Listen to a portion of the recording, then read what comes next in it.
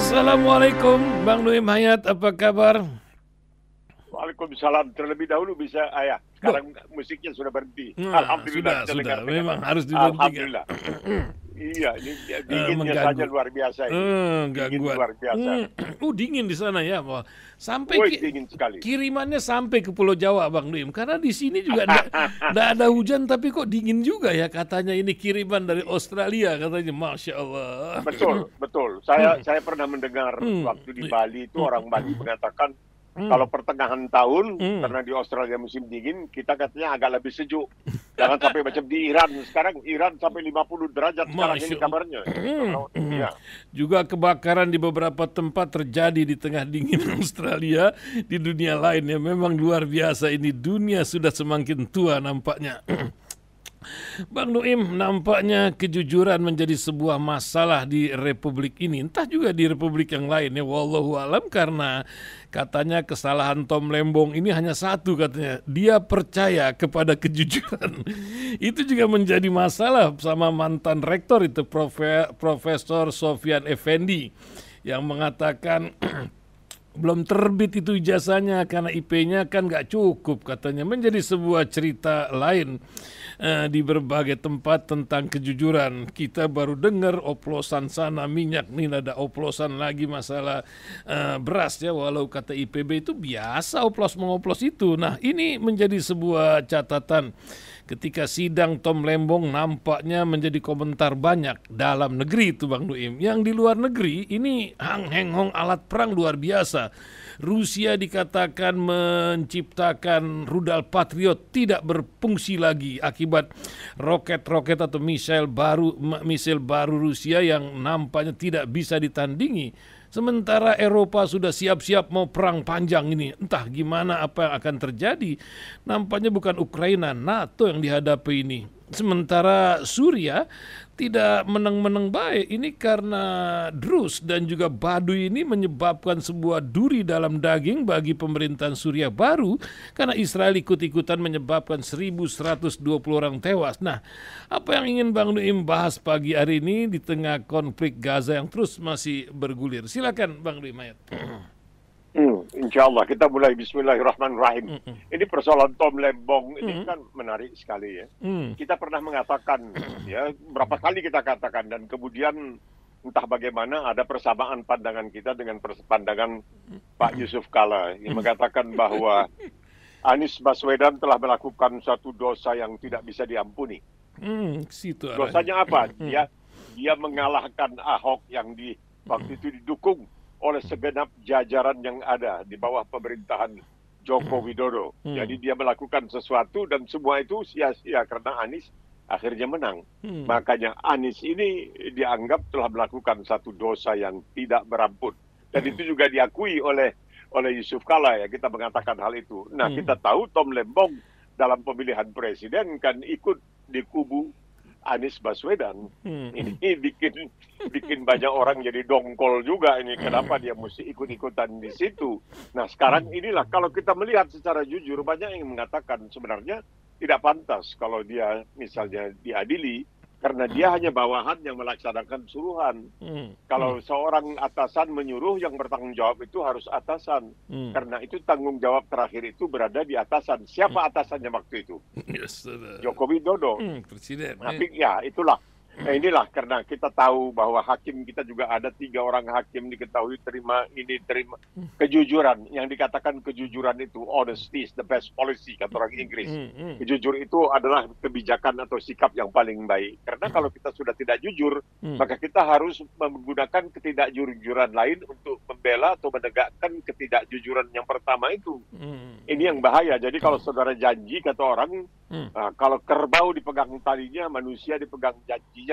Ada manusia di Indonesia 10 tahun janji mau bikin ini tuh 63 janji tapi tidak dipenuhi. Nah, kenapa itu tidak dikejar? Nah, ini dia. Ini menarik karena dia masih tetap berkuasa. kita tahu begitu pulang dari luar negeri, Prabowo langsung menghadap ke Solo dulu. Benar kan? Iya. Melaporkan. Jadi kenapa? Ini timbul pertanyaan, kenapa sampai begitu? Ini orang yang kalau bicara berani pakai endasmu misalnya, pakai kata yang kasar. Endasmu, bisa bicara Indonesia terang, Indonesia tidak gelap.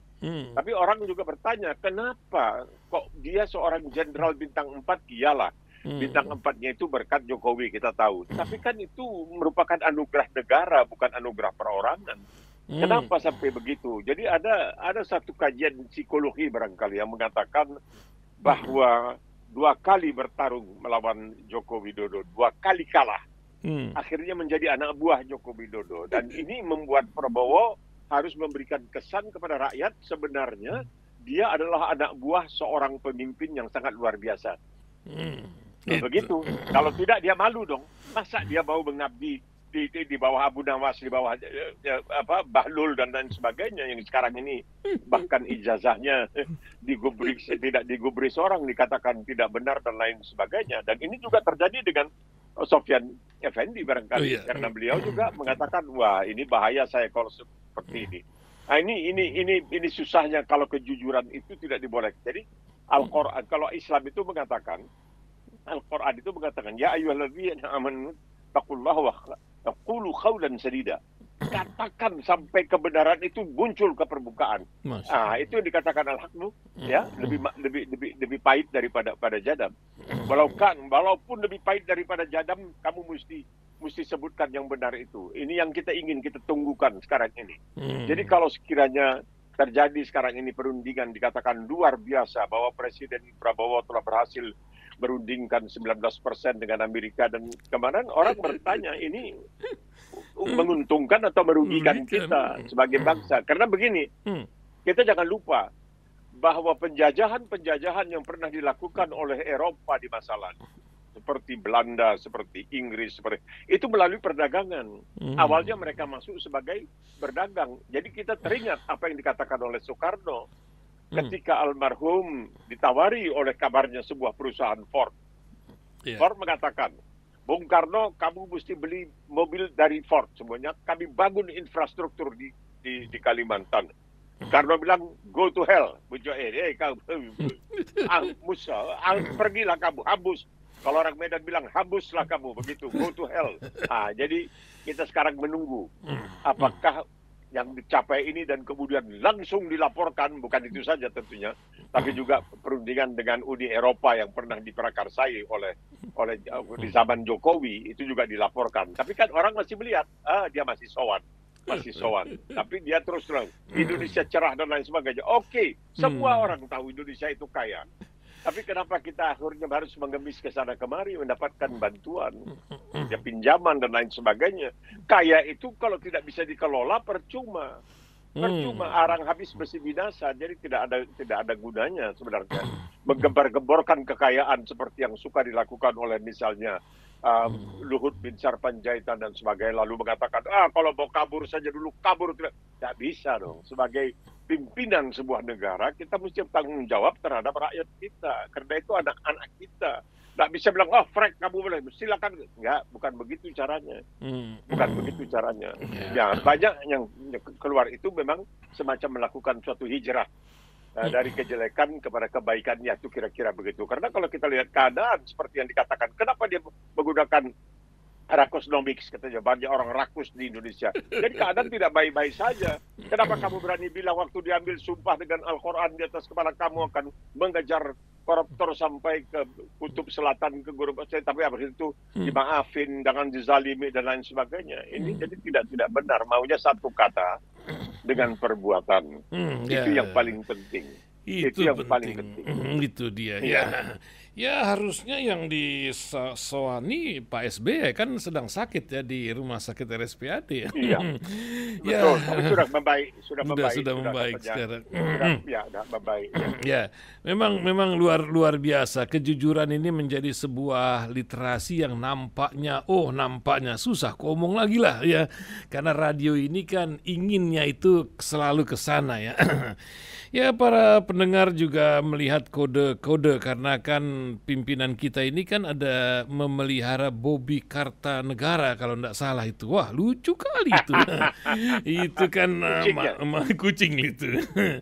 ya menampaknya sebuah simbol lah macam mana gitu.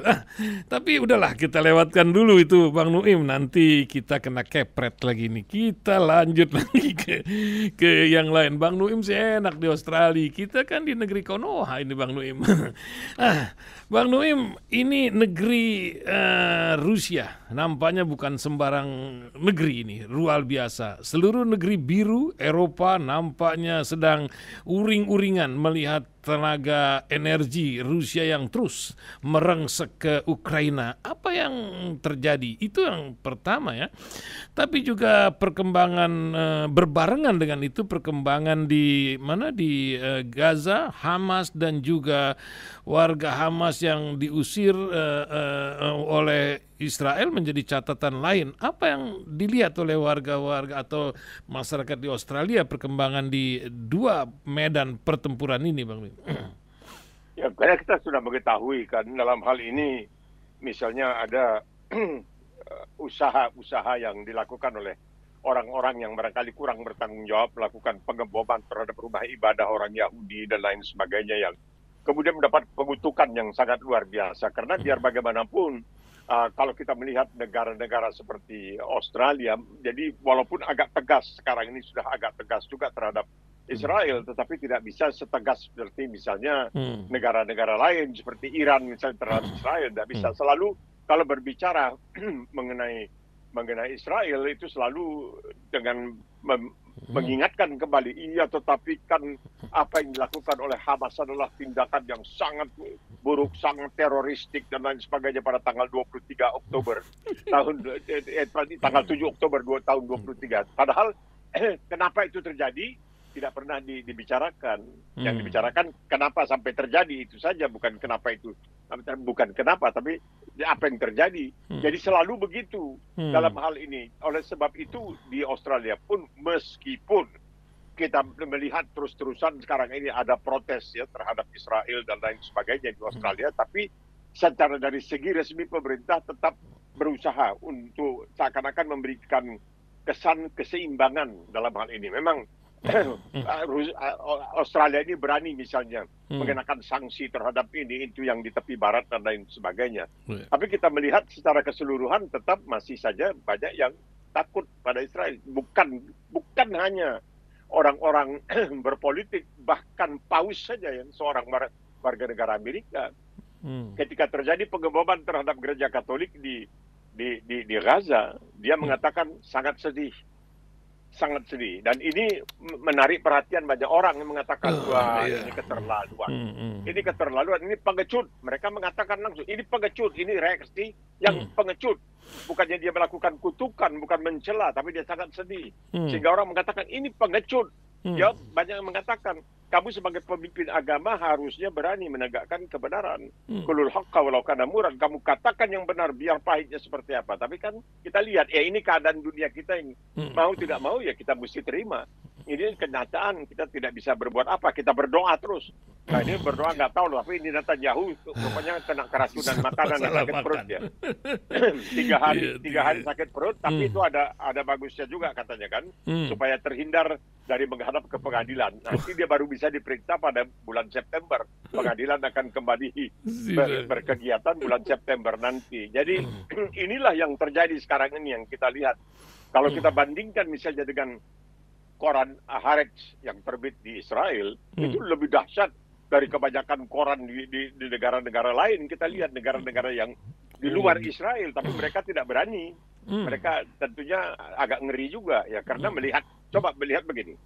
Waktu itu sudah ada kesepakatan bahwa antara Iran dengan Amerika akan dilakukan lagi dilanjutkan perundingan pada tanggal 15. Atau pada tanggal 13 Israel mendahului melakukan serangan terhadap Iran. Amerika tidak bisa berbuat apa-apa, malahan membantu serangan itu dengan melakukan pengeboman terhadap sarana-sarana nuklir Iran. Jadi kita lihat kekuatan di sana, kita akui di sini Israel sekarang ini betul-betul di atas angin. Ya.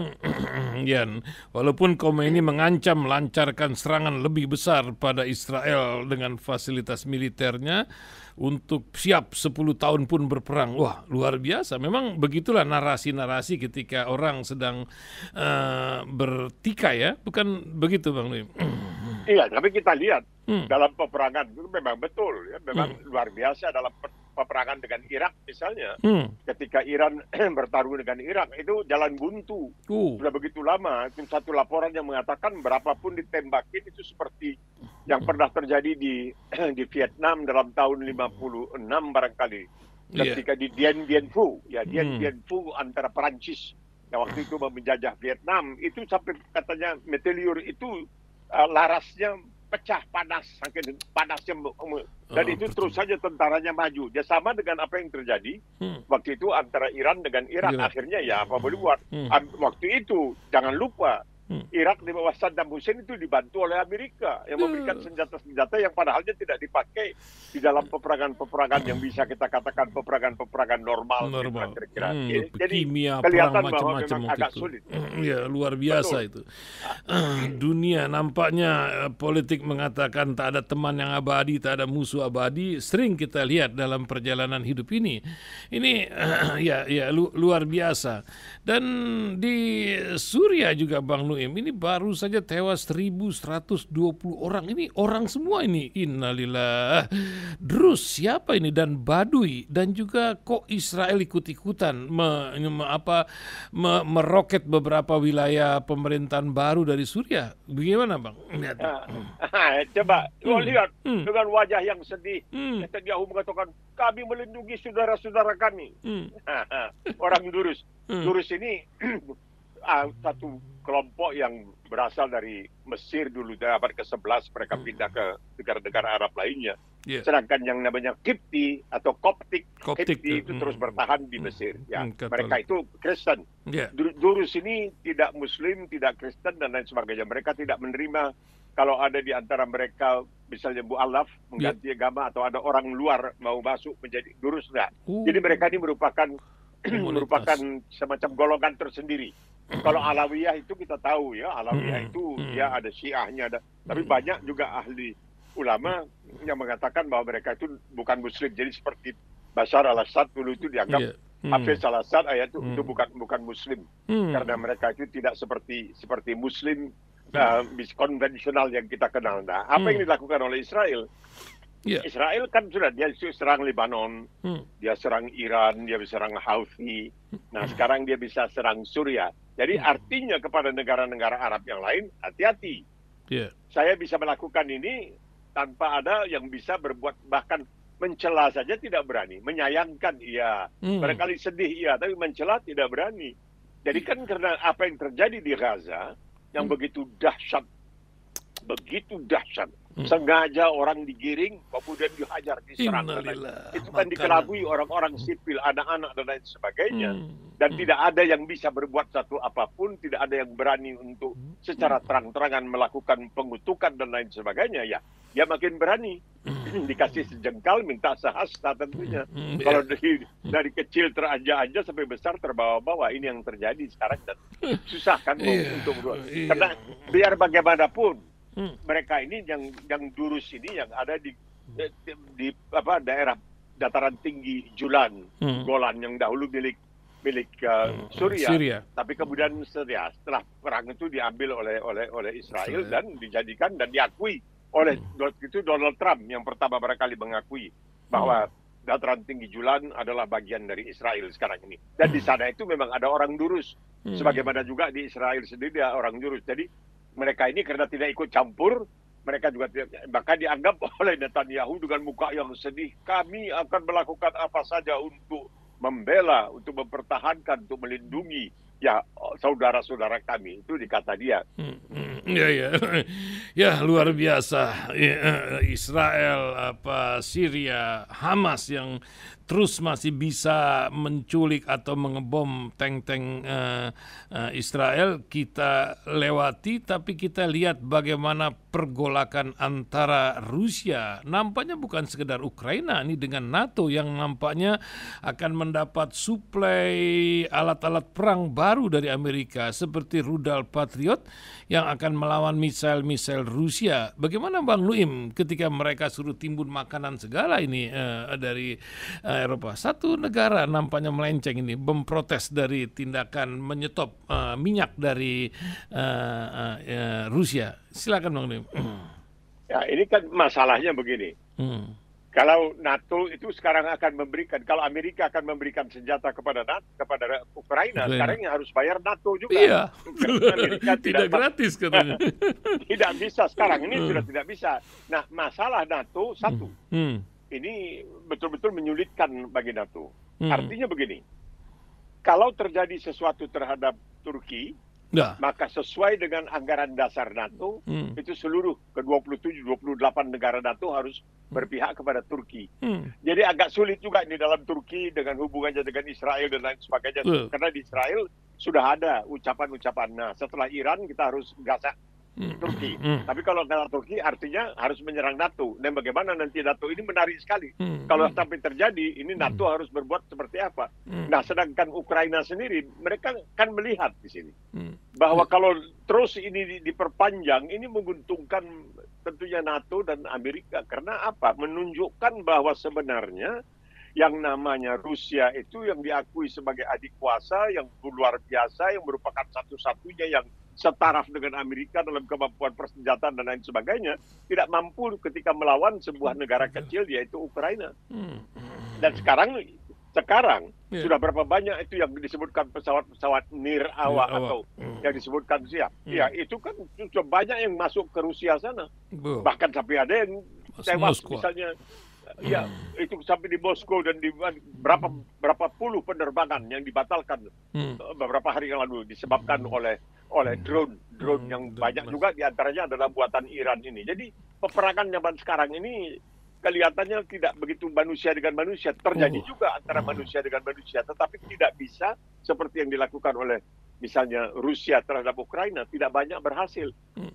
Memang dia berani tidak mempedulikan kemauan dari Donald Trump yang ketika berkampanye mengatakan, kalau saya jadi presiden itu dalam 1 hari selesai. Tidak selesai, dia berikan waktu 50 hari, sekarang berikan waktu 50 hari. Karena apa?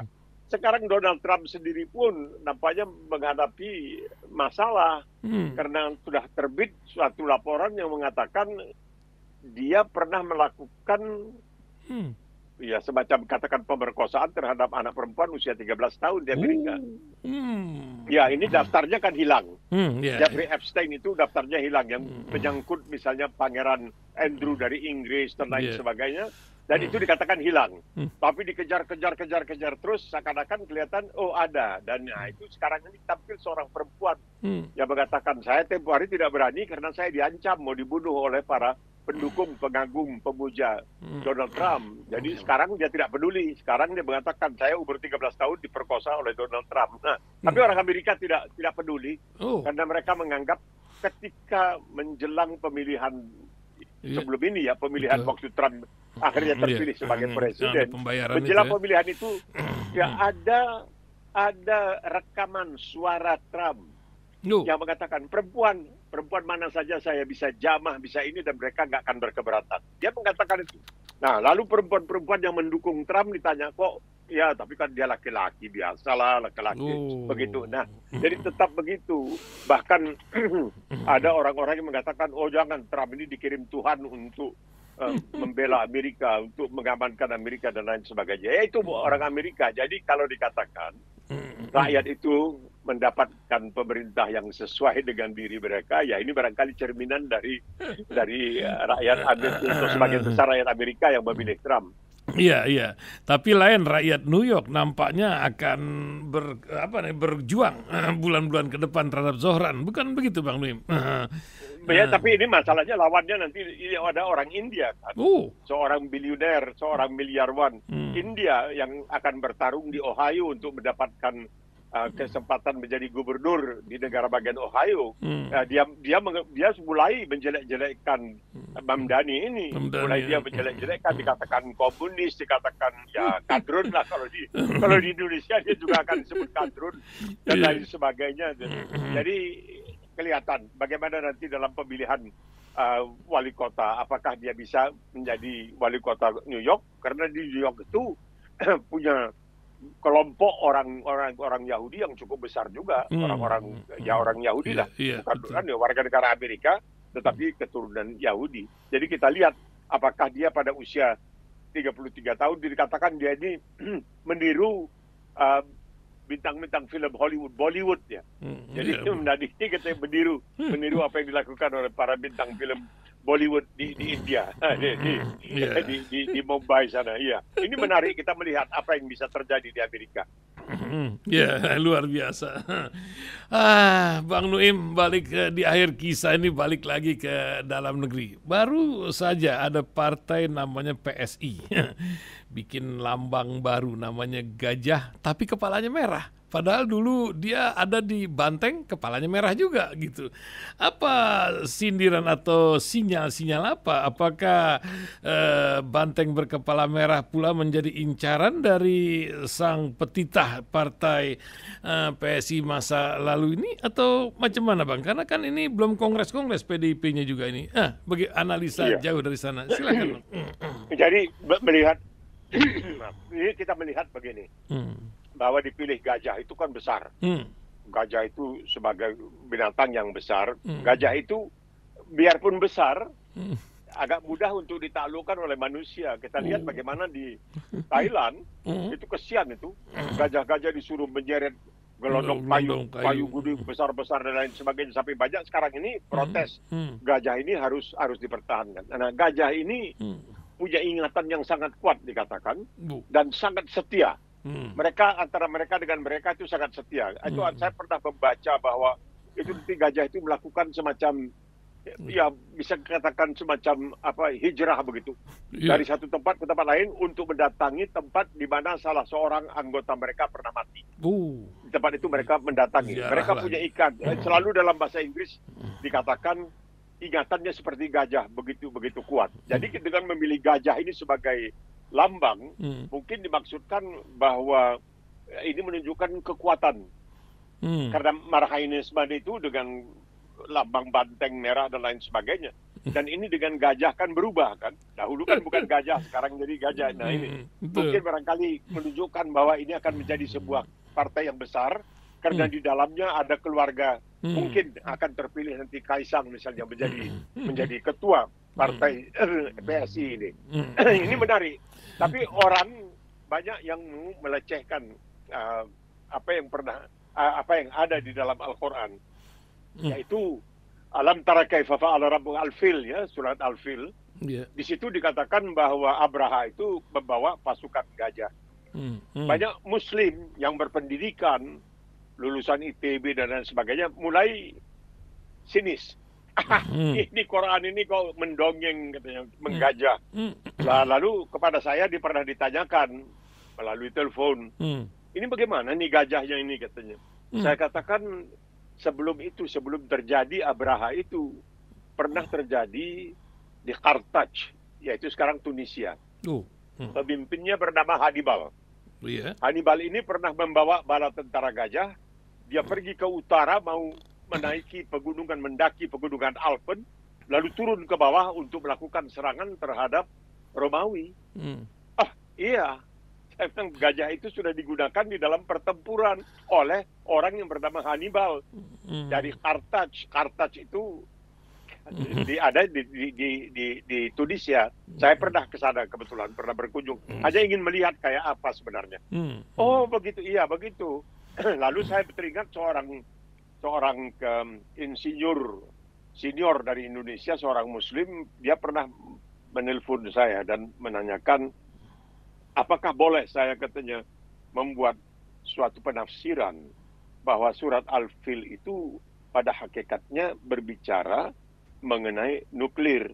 Saya katakan bisa saja, karena alam tara kaifa fa'ala rabbuka bi ashabil fil, bahwa mereka di pasukan gajah diserang oleh burung dengan melemparkan batu-batu kecil membuat gajah. Kan nuklir itu begitu kan.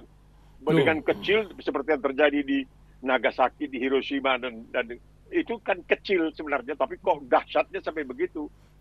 Oh iya, bisa ya kalau begitu. Nah, jadi yang meragukan bahwa Abraha itu pernah menyeberang masuk ke Jazirah Arab, masuk ke mau menyerang Mekah dengan itu masuk di akal karena pernah terjadi sejarah. Jadi itulah pentingnya mempelajari sejarah. Itu. Bahwa bukan ini saja, rupanya Hannibal itu dari Kartaj yang sekarang ini Tunisia pernah menyeberang ngelahan mau menghantam Romawi. Nah inilah. Jadi Al-Quran itu begitu. Tidak sembarangan di dalam Al-Quran itu disebut sesuatu itu. Meskipun di dalam Al-Quran juga ada ayat yang mengatakan kepada Rasulullah bahwa kamu dan kaum kamu tidak mengetahui mengenai hal ini. Nanti yang bakal datang di masa mendatang mereka akan mengetahui karena sudah melihat terbukti segala ayat-ayat atau sebagian besar dari ayat-ayat Al-Quran yang mengenai ilmu pengetahuan mengenai sains itu terbukti benar. Al-Quran tidak salah. Masya Allah, Masya Allah. Nggak terasa 30 menit sudah kita melewati bincang kita pagi ini, Bang Nuim.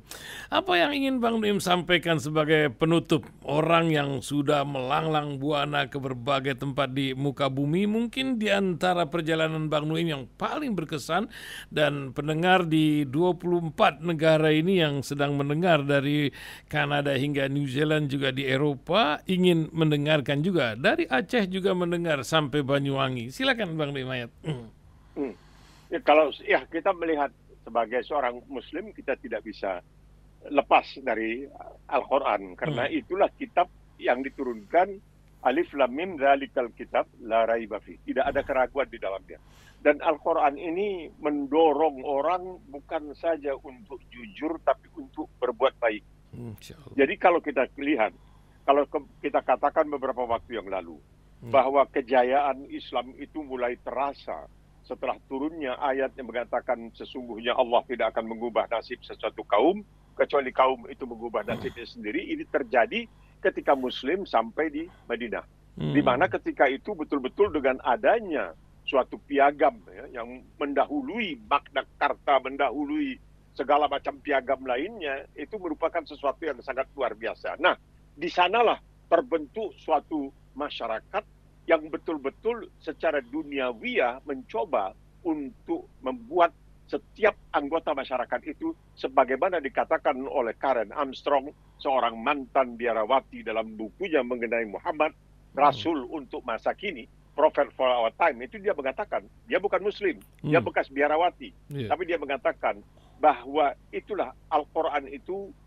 memfatwakan, memberikan amanat kepada umat Islam untuk membentuk sebuah masyarakat yang adil, beradab, dalam mana setiap anggotanya diperlakukan dengan hormat. Nah, ini yang terjadi di Madinah pada waktu itu. Setiap anggota, ya bahkan bukan Muslim, diperlakukan dengan terhormat di sana. Dan seorang yang diangkat sebagai wali kota pertama di Madinah itu adalah orang bernama Safiyah, seorang perempuan. Disitulah Rasulullah ingin menghapus apa yang terjadi di kalangan jahiliyah, di mana orang-orang tertindas, tidak ada kesetaraan. Dan beliau mulai memperkenalkan zakat. Nah, zakat ini dikelola dengan jujur. Itu dia. Zakat ini dikelola dengan jujur. Ini komoditas yang sangat langka sekarang ini. Kenapa ini bisa terjadi? Kenapa belakangan ini, kalau dahulu kita hanya bicara tentang miliaran, sekarang triliunan luar biasa. Ya, kita bisa triliunan dan tidak kepegang juga kan, orang-orangnya banyak yang tidak kepegang juga. Jadi disinilah kalau sekiranya dikatakan di dalam Al-Quran, kuntum khaira ummati ukhrijat linnas ta'muruna bil ma'ruf wa tanhauna 'anil munkar, kita mesti pegang lagi, mesti kita ulang-ulang. Kamu adalah masyarakat yang terbaik. Kenapa? Kamu menyuruh orang berbuat baik, kamu melarang orang berbuat jahat. Ingat ya, menyuruh orang berbuat baik, melarang orang berbuat jahat. Yang ketiga, wa tu'minuna billah, dan kamu beriman kepada Allah. Yang ketiga, nah ini urusan akhirat, ini urusan dunia. Jadi jangan bilang ini tidak bisa dipakai di dunia. Enggak. Mau dibilang kadrun, ya kadrun tidak apa. Ta'muruna bil ma'ruf wa tanhauna 'anil munkar wa tu'minuna billah. Yang ketiga adalah beriman kepada Allah itu yang jadi inilah ajaran Islam itu, kamu harus jujur. Seperti dikatakan oleh Rasulullah SAW, kalau anakku tersayang ya merupakan istri dari Ali, kalau dia mencuri, aku kerat tangannya, dan ketika cucu kesayangannya mengambil sebutir kurma yang bukan miliknya, kembalikan dia. Masya Allah. Begitu. Itu ajaran Islam, Bang. Ajaran ya, mau bilang kadrun ya kadrun, nah itulah ajaran kadrun. Luar biasa. Terima kasih Bang Nuim. Semoga terus kita rawat kejujuran ini dan memang ini menjadi sebuah bahan langka. Luar biasa. Sampai bertemu lagi di Senin mendatang, Bang Nuim. Semoga selalu sehat. Insya Allah. Assalamualaikum warahmatullahi wabarakatuh, Bang Nuim. Waalaikumsalam warahmatullahi wabarakatuh.